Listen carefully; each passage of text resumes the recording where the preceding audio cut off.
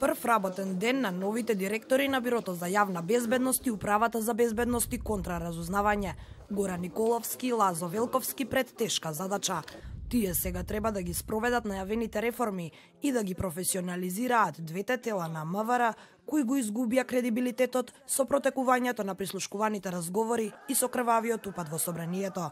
Според познавачите, новите директори во МВР треба да спроведат булдожер реформи и итно да преземат санкции за раководителите и старешините кои се посочени за одговорни за упадот во законодавниот дом.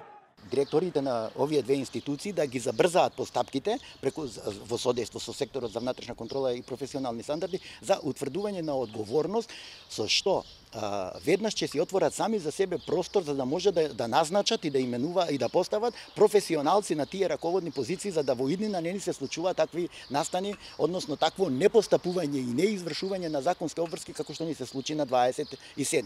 Според Ѓурчевски, Бирото и Управата се партизирани и депрофесионализирани поради вработувањето кадри без обука и без адекватно образование.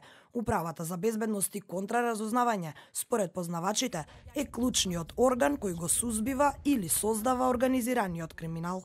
Проблемот со Управата за безбедност и контраразузнавање е дотолку поизострен што тамо на вистина во последните неколку години, особено после 2010 година, настана целосна партизација. Значи, почна да има вработување на лица кои што не поминаа никакви соодветни обуки, него директно се внесоа во огон, јас би рекол, во насока не да го сузбиваат, него да изгледа да му служат на организираниот криминал. Службите мора да бидат професионални, но дали и понатаму ќе се прислушкува зависи од министерот, смета Ѓурчевски. Тој вели дека не очекува досегашната пракса на прислушкување да продолжи и со новите директори.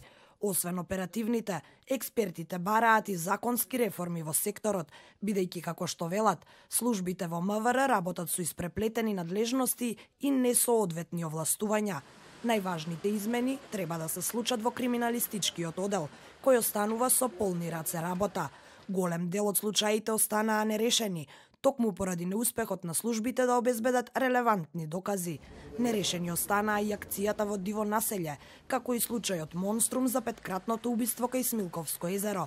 Тоа се само дел од случаите кои се заглавени во судовите, а службите под водство на новите директори треба да ги доистражат.